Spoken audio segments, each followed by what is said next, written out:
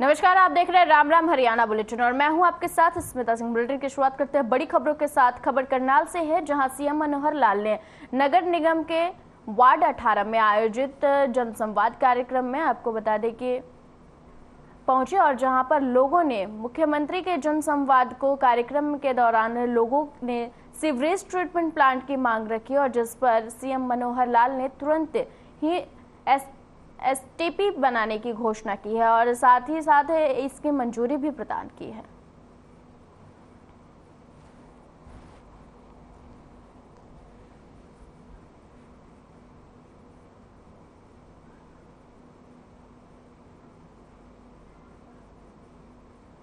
आपको बता दें, खबर करनाल से है, जहां सीएम मनोहर लाल का जनसंवाद कार्यक्रम आयोजित हुआ, जिस दौरान वार्ड 18 में आयोजित ये कार्यक्रम, जिसमें आपको बता दें कि सीवरेज ट्रीटमेंट प्लांट की रखी गई है मांग।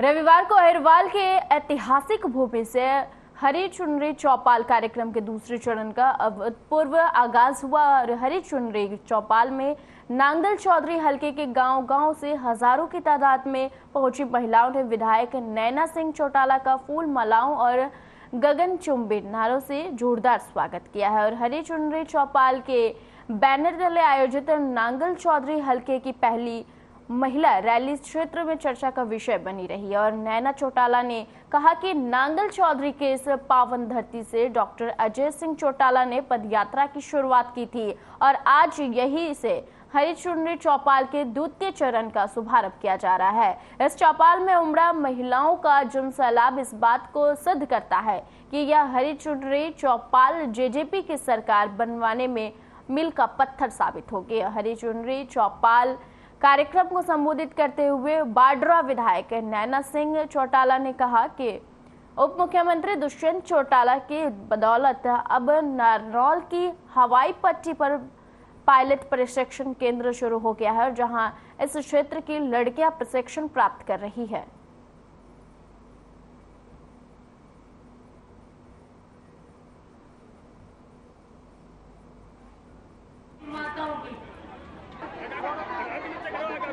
मैं तो खुशी का कोई ठिकाना ही नहीं है कि हरी चुनरी चौपाल का जो दूसरा फेज है, आज पहली हरी चुनरी चौपाल है दूसरे फेज की, कि वो इतनी ज़बरदस्त भीड़ थी महिलाओं की कि मैं अब आते हुए देख रही थी कि कैसे बसें जो है दुनिया बैठ के आती है, महेंद्रगढ़ में औरतें खड़ी होकर बस में आई और खड़ी मतलब इतनी ज़्यादा भीड़ थी कि बता नहीं सकती। मैं बहुत ही खुश हूँ तो प्यार और स्नेह महिलाओं ने मुझे दिया है। पिछली हरी चुनरी चौपाल हमारी जो पहले फेज की थी वो पूरे हरियाणा में हमने की, तो मतलब मैं कह नहीं सकती कि कितना प्यार महिलाओं ने मुझे दिया है। पर आज पहली है उसमें कहीं तो बम्पर तोड़ कहते हैं ना फसल होगी, वैसी फसल बन जाता है।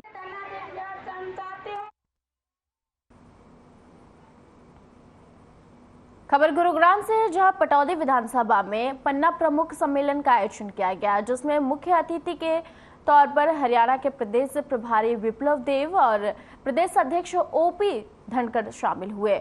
आपको बता दें कि 2024 के लोकसभा चुनाव की तैयारी को लेकर पिछले 9 सालों में सरकार की तरफ से किए गए विकास कार्यों की जानकारी इस सम्मेलन में दी गई है और पटौदी से विधायक सत्यप्रकाश जोरवावता ने इस सम्मेलन का आयोजन किया और इस मौके पर प्रदेश प्रभारी विप्लव देव ने कहा कि प्रधानमंत्री मोदी ने देश को विकास की एक नई दिशा दी है। कांग्रेस पर निशाना साधते हुए कहा कि 70 साल की कांग्रेस का घमंड बीजेपी ने तोड़ा है और प्रदेश अध्यक्ष ओपी धनखड़ ने कहा कि पन्ना प्रमुख बीजेपी की रीढ़ की हड्डी है और जिस तरह से आज पटौदी में पन्ना प्रमुख एकत्रित हुए हैं, इस बीच लगातार हरियाणा में भी इसी तरह से पन्ना प्रमुख कार्यक्रम किए जा रहे हैं। बीजेपी की तरफ से तमाम पन्ना प्रमुख पूरी तरह से मेहनत कर रहे हैं और 2024 के चुनाव में एक बार फिर मोदी सरकार सत्ता में लाएंगे।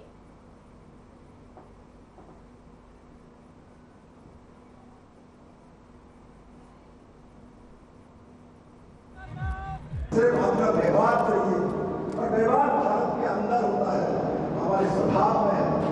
हम अंकल आंटी के सुनावो तो नहीं है, आप इंग्रेज के पास जाइए, कोई शब्द अंकल आंटी और तीसरा क्या, फर्स्ट कजन सेकंड कजन निकाले। हमारे पास मामा है, मामी है, भतीजा है, भतीजी है, माँ है, बाबा है, नाना है, नानी है, पोता है, पोती है, कितना रिश्तेदारी गोत्र है। इसलिए हमारे पास प्यार है, उसी को हम काम पे लगाएंगे।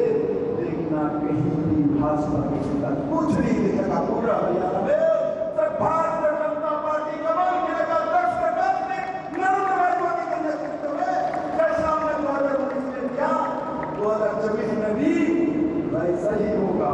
आज 6 पन्ना प्रमुख सम्मेलन हरियाणा में संपन्न हुए हैं। 6 के 6 सफल पन्ना प्रमुख सम्मेलन हुए। अभी पटौदी का पन्ना प्रमुख सम्मेलन सत्यप्रकाश जरावता जी यहाँ से हमारे विधायक हैं, सफल हुआ है। मैं जरावता जी को और यहाँ के सारे कार्यकर्ताओं को बधाई देता हूँ।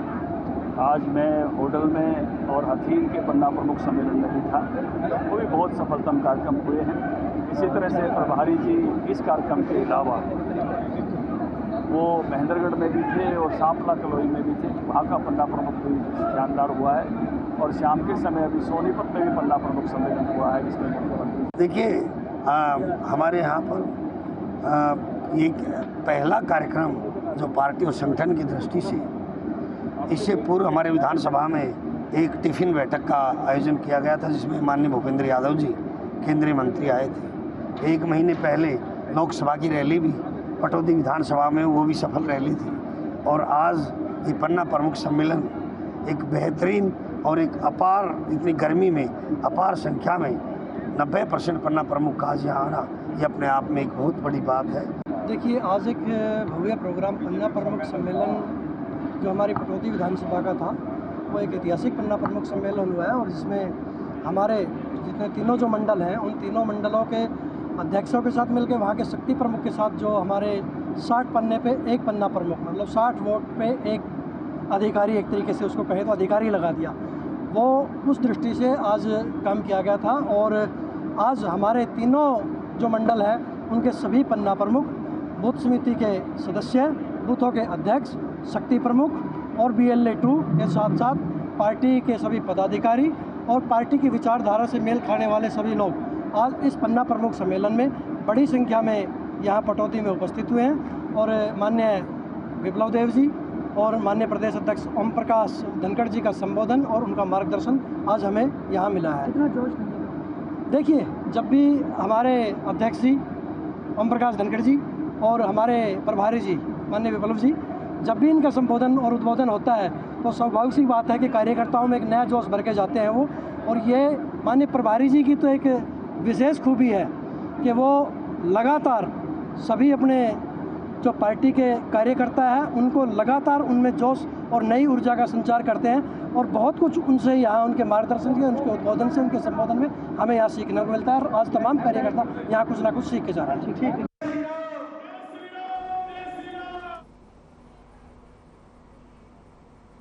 नेता प्रतिपक्ष भूपेंद्र सिंह हुड्डा हाल ही में रतिया में बाढ़ प्रभावित इलाकों का दौरा करने पहुंचे।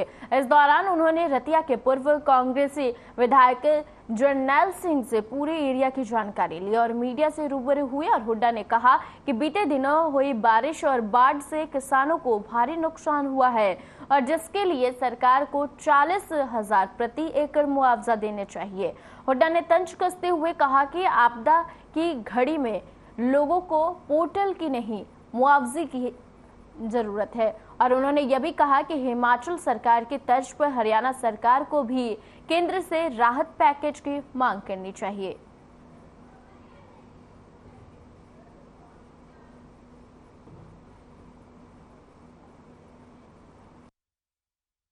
सारे हरियाणा में नुकसान है, लाखों एकड़ जो है फसल खराब हो गई किसान की, गरीब आदमी की मजदूरी गई। इसी वास्ते हमने मांग रखी है, आवाज उठाएंगे इनकी, 40,000 रुपया प्रति एकड़ मुआवजा दिया जाए। और जो गरीब आदमी जिसकी दिहाड़ी गई उसको 30 दिन का मनरेगा का वो दिया जाए जितना उसका बनता है। और जिनके मकान, जैसे अभी बताया, इधर 100 गज के प्लॉट हमने बनाए थे, आज डूब गए मकान, उनके मकान का मुआवजा दिया जाए और तुरंत राहत कार्रवाई की जाए। जिसका मकान का नुकसान है, दुकान का नुकसान है, उनकी पूर्ति की जाए और राहत कार्य जल्दी से जल्दी तुरंत किया जाए।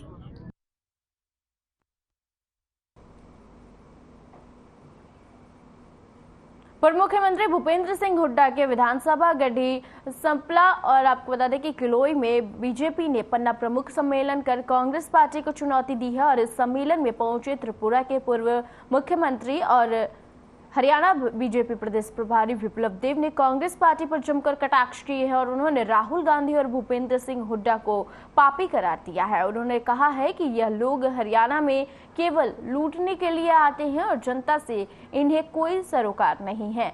जो लोग प्रधानमंत्री नरेंद्र मोदी के खिलाफ अब गठबंधन बनाकर खड़े हुए हैं वो घोटालेबाज और चोर लोग हैं।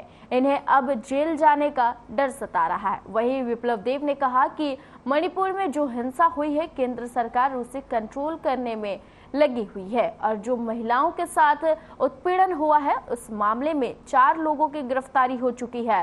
प्रधानमंत्री नरेंद्र मोदी भी इस मामले को लेकर अपना वक्तव्य दे चुके हैं और दोषी को किसी भी कीमत पर बख्शा नहीं जाएगा। बीजेपी महिलाओं का सम्मान करने वाली पार्टी है और मौजूदा सरकार में भी कई मंत्री महिलाएं हैं और वहीं रोहतक से बीजेपी सांसद अरविंद शर्मा ने भूपेंद्र सिंह हुड्डा के विधानसभा के गढ़ को तोड़ने के लिए अपने कार्यकर्ताओं को ही गुरु मंत्र भी दे दिया।